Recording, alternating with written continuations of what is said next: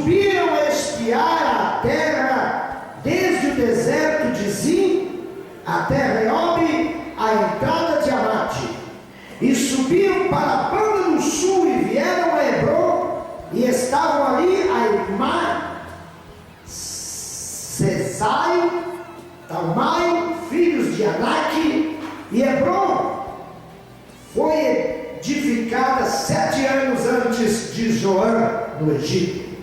Depois vieram até o vale de Escol e ali cortaram um ramo de vide, uns cachos de uvas, o qual trouxeram 2 homens sobre uma verga, como também romãs e figo. Chamaram aquele lugar o Vale de Escol, por causa do cacho que dali cortaram os filhos de Israel. Depois voltaram de espiar a terra ao fim de 40 anos, de 40 dias. Depois voltaram de espiar a terra ao fim de 40 dias. E caminharam e vieram a Moisés e a Arão e a toda a congregação dos filhos de Israel no deserto de Parã, a Cádiz, e tornando deram-lhes conta a eles e a toda a congregação, e mostraram-lhes o fruto da terra, e contaram e disseram: fomos à terra que nos enviaste, verdadeiramente manda leite e mel, e este é o seu fruto. O povo, porém, que habita nessa terra é poderoso, e as cidades fortes e muito grandes, e também ali vimos os filhos de Anak. Os amalequitas habitam na terra do sul, e os heteus e os jebuseus e os amorreus habitam na montanha, e os cananeus habitam no pé do mar e pelo ribeiro do Jordão.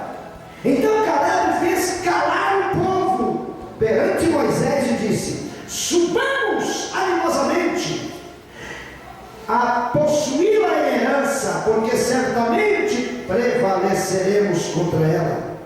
Porém os homens que com ele subiram disseram: não poderemos subir contra aquele povo, porque é mais forte do que nós. E infamaram a terra que tinham espiado perante os filhos de Israel, dizendo: a terra pelo meio do qual passamos a espiar é terra que consome os seus moradores, e todo o povo que vimos no meio dela são homens de grande estatura. Também vimos ali gigantes, filhos de Anak, descendentes dos gigantes, e éramos aos nossos olhos como gafanhotos, e assim também éramos aos olhos deles. Moisés mandou 12 homens para olhar a terra. Lá no livro de Deuteronômio, Moisés diz a razão pela qual ele mandou os espias olhar a terra. Ele disse: vocês insistiram comigo, e eu mandei homens para olhar a terra. Moisés reclama isso no livro de Deuteronômio. Aqui no livro de Números não há essa declaração de que os homens, que as pessoas haviam insistido a Moisés, com Moisés, que assim fizesse. Mas diz que o Senhor mandou. Por quê? Porque Moisés era um homem temente a Deus, e mesmo o povo tendo insistido com ele, ele foi falar com Deus. Então Deus disse: logo que este povo não crê em mim, já que este povo não tem confiança no que eu falei, já que eles não creem que a terra é boa, como eu disse, mande então espias, mande 12 homens, um de cada tribo, para olhar a terra.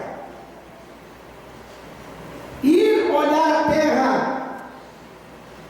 foi alguma coisa que brotou no coração do povo, no coração dos líderes rebeldes.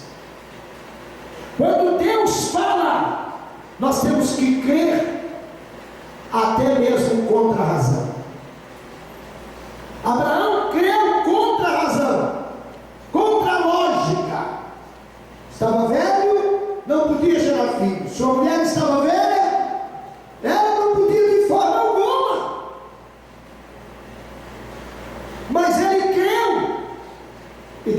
vitória para ele. Mas aquele povo de Israel não creu. O povo não creu. E pelo fato de não crer, insistiu com Moisés que tinha que mandar alguém. Então Moisés consentiu. E eles foram olhar a terra. 12 homens. Agora, ao invés de eles entrarem diretamente para possuir a terra prometida, eles vacilaram. A ideia de olhar a terra primeiro, de examinar, não foi uma ideia de Deus. Não era esse o propósito de Deus. Deus já tinha falado muitas vezes daquela terra, era só crer.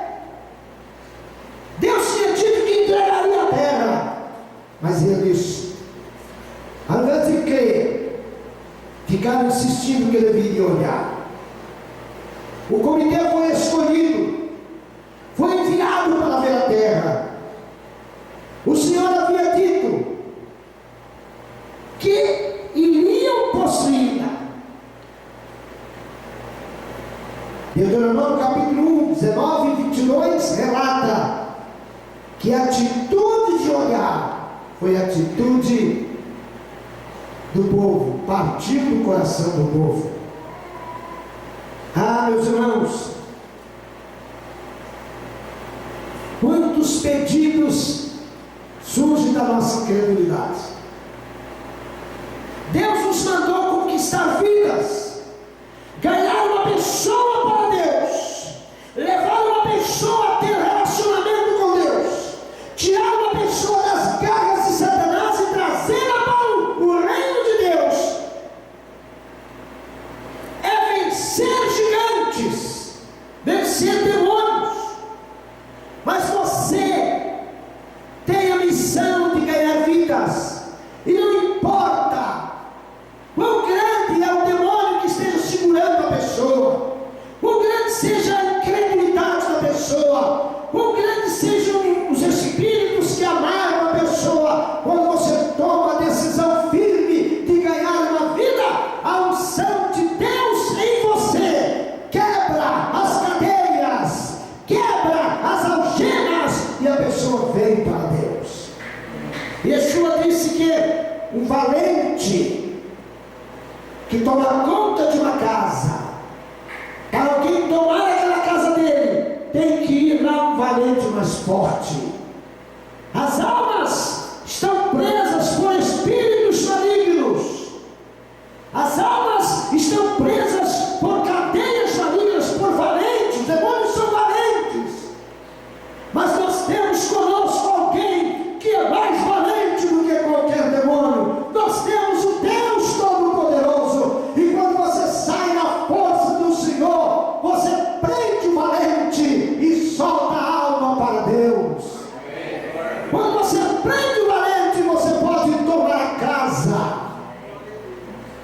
Quando você prende o espírito maligno que está na vida da pessoa, então você traz a pessoa para Deus. Certa noite, bateram em minha porta e disseram assim: fulano de tal, citou o nome de um rapaz, está quebrando tudo, está lá possesso. Eu peguei a minha filha Simone e nós fomos lá, era tarde da noite. Entramos naquela casa e lá estava aquele homem forte, de braços enormes, muito forte. Um homem que trabalha na construção civil, muito forte. Mas quando nós chegamos, chegou alguém mais forte do que aquele demônio que estava no corpo do homem forte. Dizemos àquele demônio: para de confusão, e agora saia daí. E foi uma batalha, e nós vencemos aquele demônio naquela noite. Bendito seja o nome do Senhor. Aquele homem foi libertado. Bendito seja Deus. Sua mãe assistia a cena. Ela era uma pessoa muito ativa no espiritismo, muito ativa, uma pessoa que dedicava sua vida à macumbaria, a todo coisas malignas que nós conhecemos. Nem nos dirigimos a ela para dizer coisa alguma, só expulsamos o demônio, e enquanto expulsávamos o demônio, pregávamos.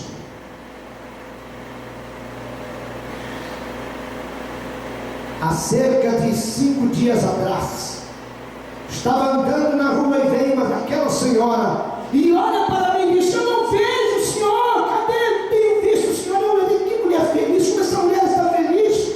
Não parece aquela senhora. E ela disse, e pegou na minha mão e sorrindo disse: a paz do Senhor, eu também me entreguei ao Senhor, eu agora sou serva de Deus.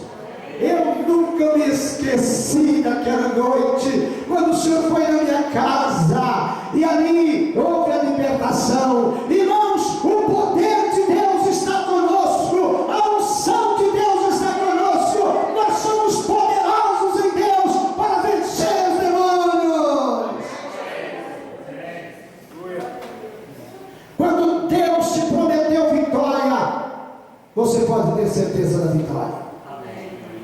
Se você pôr no seu coração: eu vou conquistar uma alma para Deus, você vai conquistar uma alma para Deus. Se você pôr no coração: eu vou libertar o meu vizinho das garras de Satanás, você vai libertar o seu vizinho das garras de Satanás. Se você pôr no seu coração: eu vou ver meus primos, ou meu sobrinho, ou minha tia, ou qualquer parente seu, livre das drogas, livre do crack, livre de qualquer prisão dos vícios, você vai libertar essa pessoa, porque o poder de Deus está com você para fazer isso. Este povo não creu, por isso foram lá olhar, não olhada na terra. E quando foram lá, eles voltaram, eram 12. Eles olharam a terra e viram que a terra era boa. Irmãos, eles cortaram lá um cacho de uva e até puseram o nome no vale. Eles pegaram o cacho, puseram o nome de cacho, Skol, cacho de uvas. Por quê? Eu não sei o tamanho das uvas, mas eu tenho ideia do tamanho do cacho. Por quê? Tiveram que pegar uma madeira e pôr o cacho para trazer.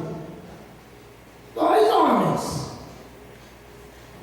Eu já vi uma descrição de que fizeram grade, e tem hora que gastavam 8 homens, porque era uma viagem longa. Fico imaginando que a uva também devia ter uva grande, porque os homens eram imensos. Suas bocas então eram imensas também, né?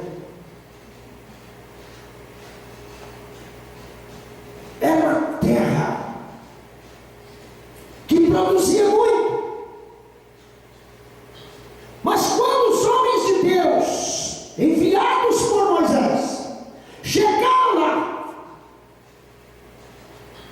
ao invés de eles olharem: meu Deus, que maravilha, só um cacho de uva desse já dá para eu produzir muita quantidade de vinho, vou exportar o vinho, vou mandar vinho para o Egito, vou mandar vinho para a Síria, vou mandar vinho para muitas nações distantes. Eles não olharam o que a terra produzia, porque se o cacho de uva era assim, eu imagino também que a romã devia ser imensa, de uma maneira bem exagerada, uma hipérbole muito grande.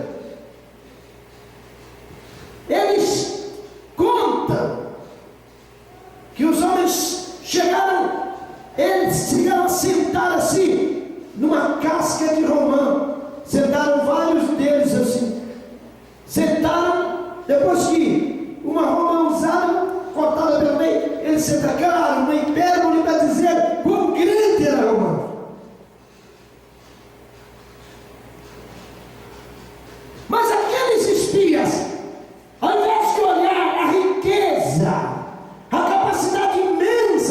terra, sabendo que o que um gigante daquele comia no dia dava para quase 20 judeus comerem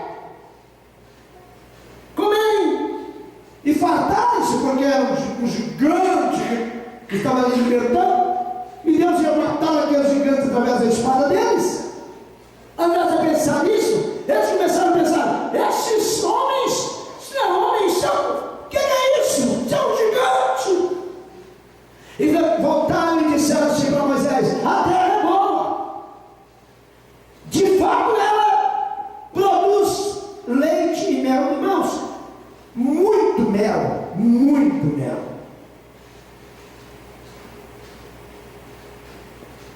A produção de leite era assustadora, era tudo uma coisa extraordinária. Mas ao invés de eles olharem isso, eles olharam para o tamanho do gigante. Os gigantes são enormes, a terra consome o povo. Conta-se que houve muitas pestilências contra aqueles gigantes enquanto os espias passaram. Deus promoveu destruição dos gigantes. Então a natureza se revoltava com a ordem de Deus contra os gigantes. Por quê? Para eles não matarem os espias. Ao invés dos espias olharem que Deus estava protegendo, os espias começaram a dizer: essa terra é maldita, ela consome os seus moradores. A gente viu coisas terríveis lá, a terra consumindo os moradores. Nós não queremos aquela terra. Quando estamos fora da visão de Deus, quando estamos fora da direção de Deus, as bênçãos se tornam maldições. Quando a pessoa não está na direção de Deus, Deus está mandando bênção e ele está pensando que é maldição. Deus está mandando anjos e ele está pensando que é demônio. Tem gente que fica dizendo: sai em nome de Jesus, demônio, sai em nome de Jesus, demônio. E o anjo olha para ele assim: mas eu não sou demônio. Você tem que buscar a orientação do Espírito de Deus para saber exatamente na hora que é demônio. Às vezes a coisa está mil maravilhas e a pessoa levanta a mão e diz: glória a Deus, que bênção. E são demônios. E às vezes parece que está tudo errado, tudo difícil, e ele começa a ficar apavorado. E são anjos. Tem hora que o anjo está colocando tropeço na frente da pessoa, para ele tem que parar. Deus manda um anjo, o anjo está certo daqui, certo dali. Daí a pouco o anjo tem que criar uma situação para que você não vá mais à frente. E você começa a xingar, começa a dizer coisas que Deus desagrada. Esse demônio, e não é demônio, fazer o anjo impedindo que você prossiga, porque há uma destruição lá na frente. Eu creio na presença dos anjos de Deus. Eu vim na cidade de Araçuaí para Belo Horizonte. Estava no ônibus e o motorista vinha nessas curvas da 380. Ele vinha no ônibus, como diz, no toco, aquele ônibus que só tem 4 rodas atrás. Hoje tem poucos deles. E o motorista vinha a alta velocidade. E o ônibus quase que virava na curva. E as coisas que as pessoas põem assim por dentro, porta-mala, que caía tudo em cima da gente. As mulheres gritavam de medo, os homens gemiam apavorados. E o motorista entrando nas curvas, e a gente escutava os peixes de mola do ônibus batendo, dando aqueles estalos. E eu disse: meu Deus, essa coisa está séria, hein? E de repente eu senti como que vi em mim um sono imediatamente. De repente, como se eu dormisse em meio segundo, e apareceu diante de mim um anjo do Senhor. E eu disse para ele assim: vai lá e diz para aquele motorista para parar com isto, com essa correria. E passou aquela visão. Eu disse: meu Deus, que coisa. Eu dei uma ordem para um anjo aqui agora. Amém, o que eu vou fazer, né? Fiquei feliz com isso. E estou esperando ele parar, né? Porque se o anjo foi lá, eu falei com ele: vai lá. Eu não pedi, eu dei uma ordem. Era uma visão de Deus, Deus falando pela lado, né? E daí a pouco veio de novo, eu me senti adormecido de novo, e o anjo apareceu. Apareceu naquelas frações de segundos, e chegou para mim e disse: eu fui lá, falei com ele, mas ele não quis me obedecer. Falei: meu Deus, de novo. Mas antes que passasse a visão, antes de eu dizer: meu Deus, de novo, né? Antes disso eu disse para o anjo, porque quando ele falou assim: eu fui lá, falei com ele e ele não quis obedecer, eu disse para ele, ainda na visão: vai lá e resolve esse problema. Passou a visão, eu falei: meu Deus, que é isso? Que maravilha. Minutos depois o ônibus entrou numa reta. Eu gosto de passar sempre lá e olhar o local. Quando o ônibus entrou numa reta, eu escutei, estourou um pneu. O pneu traseiro da parte de dentro estourou. E como estava na reta, não aconteceu nada ruim. O motorista só parou. E as mulheres desceram: ah, motorista, nós batemos nele. Os homens passaram assim: ah, motorista, não sei o que é isso.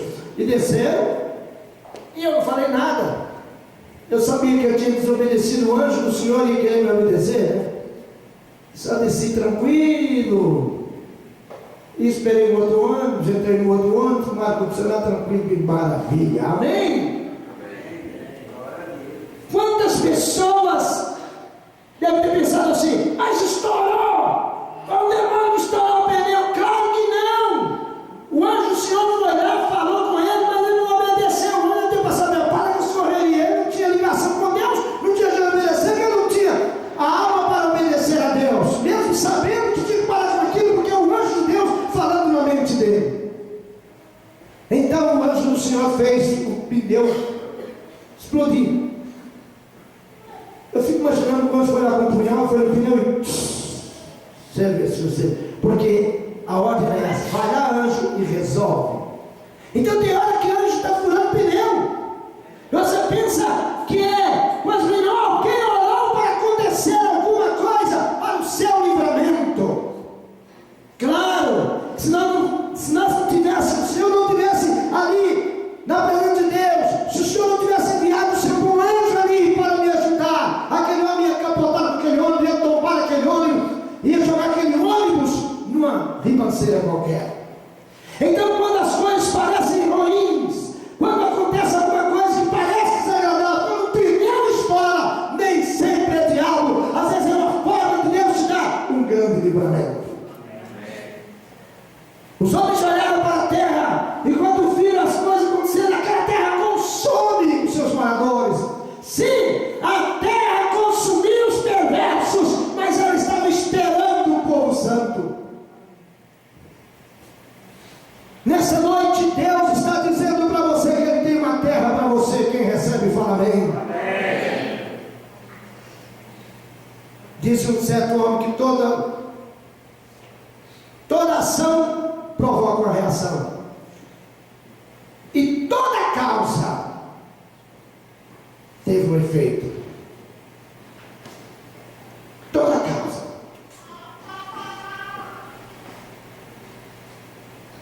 Causa e efeito, efeito e causa.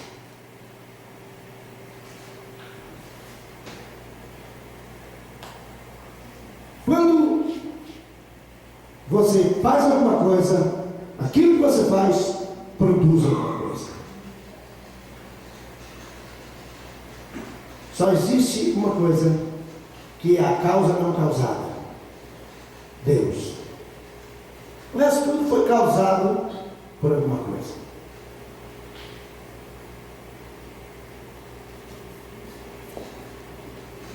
Você pode ter certeza de uma coisa: a rebelião produz julgamento. Eles começaram a amaldiçoar a terra, dizendo coisas contra Deus, e o efeito, causa,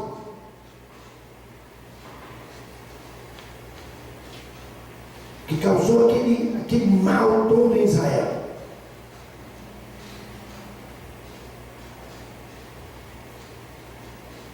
O que gerou todo o mal em Israel foi um mal terrível. Irmãos, afinado com aquele povo, por maldizer da terra, que Deus falou com Moisés: sai fora, Moisés, vou matar esse povo, eu não aguento mais esse povo me provocar, vou matar. Moisés falou: não faz isso não, Deus, o senhor não pode fazer isso não. Se o senhor fizer isto, vão falar lá no Egito, vai se dizer que o senhor tirou o povo de lá e não aguentou o povo na terra. O senhor tirou o povo para matar o povo aqui, o senhor não tem terra, coisa nenhuma para dar para o povo, o senhor não pode fazer isso. E Deus concordou com Moisés. Isso está registrado desse jeito, meus irmãos. Não é porque Deus muda, Deus errou, Deus queria que fosse assim, para que soubéssemos que Deus atende a oração. Amém. Que Deus muda as coisas quando você ora com fé. Moisés orou: não, Deus, não faça isso, porque Moisés estava afinado com Deus. Mas Deus disse: tá bom, então eu vou matar essa geração toda não, mas os homens de 20 anos acima, todos os homens de guerra, vão morrer no deserto. E por causa disso, vocês vão ficar 40 anos no deserto. Meus irmãos, eles estavam em Cádiz Barneia. Cádiz. Essa palavra bem, ela tem origem na palavra, está bem ligada à palavra Kadosh, santo. Mas Barneia já lembra alguma coisa, lembra a morte. Deus quer que você seja santo. Cádiz Barneia, santos e profanos. Uma nova geração de santos surgiu ali, mas todos os que eram ligados ao pecado morreram. Cádiz Barneia, aquele local, o significado não é esse, mas eu posso chamar aquele local de portão de entrada da terra prometida. O povo estava no portão de entrada de Cádiz Barneia. Eles podiam ver as colinas de Canaã. De cá eles podiam ver as montanhas. Mas ao invés de querer entrar lá para possuir, rebelaram quando ouviram as más línguas, quando ouviram a incredulidade, disseram: nós não vamos não. Caleb diz: cala a boca, gente. O Deus Todo-Poderoso que nos tirou da terra do Egito, o Deus que abriu o mar vermelho para nós, este Deus nos dará a terra. Se Ele se agradar de nós, Ele nos dará a terra. E quando Caleb falou isso, os inimigos, os incrédulos, pegaram em pedras para apedrejar Caleb e Josué. Quando eles pegaram em pedras para tirarem Caleb, a glória de Deus se manifestou, a glória de Deus veio naquele lugar, e os inimigos do Senhor, os incrédulos, morreram diante do Senhor. Temos que jogar fora a incredulidade e crer. Deus nos chamou para conquistar, Deus nos chamou para tomar posse. E sabe como se toma posse? Ganhando almas. Quando você ganha sua vizinha, minha irmã, daquele apartamento que mora do seu lado, daquela casa do seu lado, quando você ganha uma pessoa, você vai ganhar a mulher, e ganha o marido, e ganha os filhos, você ganha uma família de irmãos. Cresce a sua família espiritual, você ganha tantas coisas. Então você passa a dominar aquele território no mundo espiritual. Daí a pouco você ganha um vizinho, outro vizinho, outro vizinho, outro vizinho, e a sua influência será muito grande naquela rua. Mas você diz: mas não, pastor, eles têm um coração duro, eles não querem o Senhor. Não, eles estão amarrados por os gigantes. Você tem o poder de soltá-los, você tem o poder de desamarrá-los, você tem o poder para deter os demônios. Tão somente tem que crer na unção poderosa do Senhor. E como faz isso? Fazendo.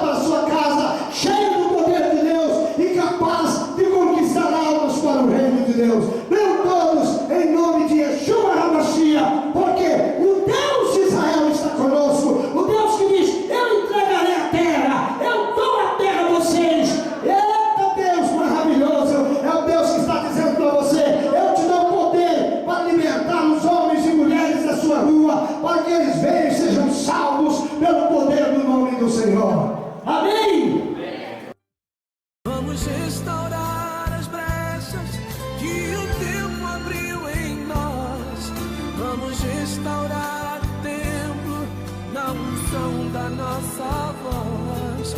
Vamos ser a geração que volta pra Jerusalém, a cidade do grande rei, luz de todas as nações.